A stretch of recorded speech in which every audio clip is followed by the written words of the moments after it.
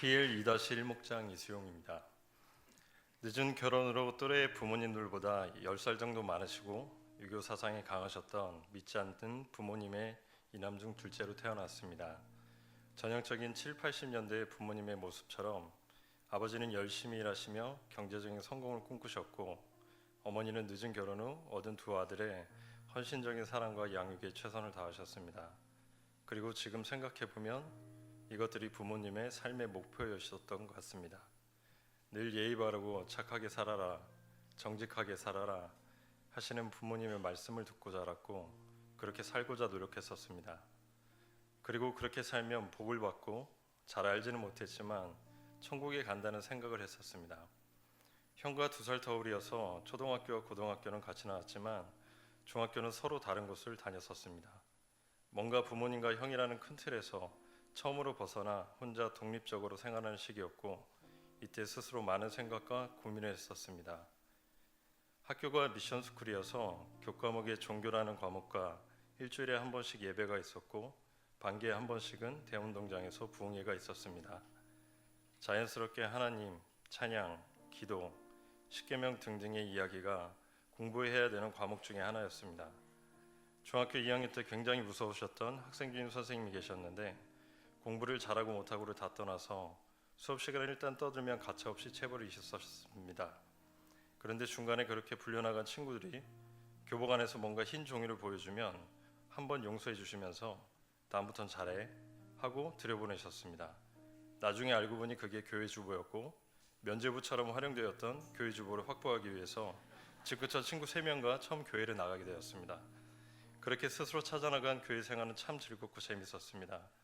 재미삼아 친구 삼아 다니고 성경 공부한다, 달란트 시장한다, 야유회 간다, 수련회 간다 해서 막 열심히 다닌 것 같습니다. 하지만 정말 교회를 다니면서 왜 교회 다니는지, 왜 예수님을 믿는지, 왜 교회 안 나가면 안 되는지 잘 몰랐던 것 같습니다. 교회는 나의 습관이자 피난처이자 기댈 곳이자 때론 놀이터였지만 여전히 저는 믿음이 있다고 말할 수 없었습니다.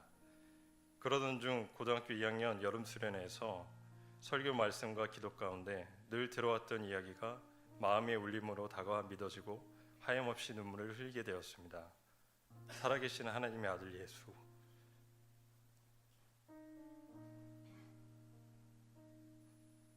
값없이 주신 은혜, 십자가의 사랑.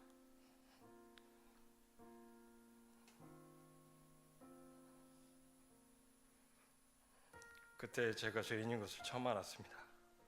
저는 절대로 죄인이 아니라고 생각했습니다. 왜냐하면 죄인은 교도소에 있거나 아주 이상하거나 폭력을 써서 타인을 해하는 사람이라고 생각했고 저는 예의 바르고 착하게 살아라 라고 말씀하시는 부모님 말씀도 잘 들었고 학교에서 모범적이었고 절대로 하지 말라면 안 하는 소위 친구들이 바른 생활이라고 불렀었기 때문에 죄인이라는 말은 전혀 저하고는 상관없다고 생각했습니다. 그런데 예배 중 목사님이 저에게 처음으로 하시는 말씀이 너는 죄인인데 그것도 죽을 죄인이라는 얘기를 들었습니다. 솔직히 기분은 나빴지만 가만히 들어보니까 너무나 맞는 말씀이었습니다. 죄가 있는데 죄가 아닌 것처럼 너무 떳떳하게 당당하게 살아왔던 사실은 더 나쁜 죄인이었습니다. 말씀 가운데 내가 죄인임을 분명하게 알게 하시니 아직은 어렸지만 인생의 문제를 다시 생각해보게 되었습니다. 예수님을 믿기로 하고 그 예수님 앞에 엎드렸을 때 비로소 천국에 대한 소망이 생기게 되었습니다. 그 전에 예수님을 잘 믿는 건 착한 일 많이 하고 즐겁게 교회 생활하면 복 받아서 세상에서 성공하고 명예 누리면서 다른 사람들에게 그것을 자랑하며 사는 것으로 생각했습니다. 인격적으로 하나님을 만나게 된 후에 저의 신앙생활은 말씀 안에서 깨닫고 믿는 모습으로 바뀌게 되었습니다. 그 이후 말씀을 읽는 즐거움과 기도하는 기쁨을 알아가다가도 좌절도 하고 부침도 많이 겪었습니다. 교회를 다니는 게 못마땅하셨던 아버지와의 갈등으로 한겨울 집에 못 들어오게 하셔서 교회 주일학교 예배실에서 잠들다 저체온증으로 동사할 뻔했더니 대학교에 입학하자마자 어머니가 뇌경색으로 쓰러지셔서 지금까지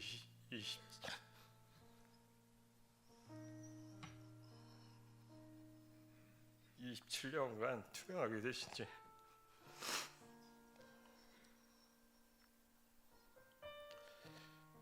ROTC 장교로 군에 임관 후 교육계에서 2번의 폭발 사고와 취업 후 큰 교통사고로 죽을 고비를 넘겼더니 몇 해 전 25년 만에 처음으로 일을 잠시 쉬며 근심할 때 갑작스럽게 맞이하게 된 아버지의 죽음. 오랜 시간 같이 했던 대표님의 죽음. 남들은 인생에 있어 한두 번 일어날까 말까 하는 일들을 청년 시절부터 참 혹독하게 경험하게 하셨습니다라는 생각을 하곤 했습니다.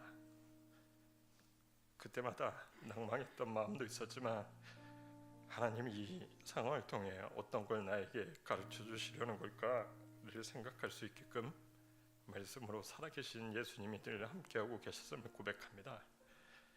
이제와 지나온 시간들을 돌이켜보면 담임 목사님의 고난이 축복이다라는 설교 말씀처럼 내 인생은 참 하나님 안에서 복 가운데 있었구나라는 걸 깨닫습니다. 1년의 여러 사건들과 여러 차례 죽을 고비를 통해 하나님이 날 죽지 않고 살리신 건 아직 이 땅에 내 삶을 통해 하나님을 증거해야 하는 부르심의 소명이 있음과 내 의가 아닌 오직 하나님을 신뢰하고 의지해야만 호흡할 수 있는 나임을 고백합니다.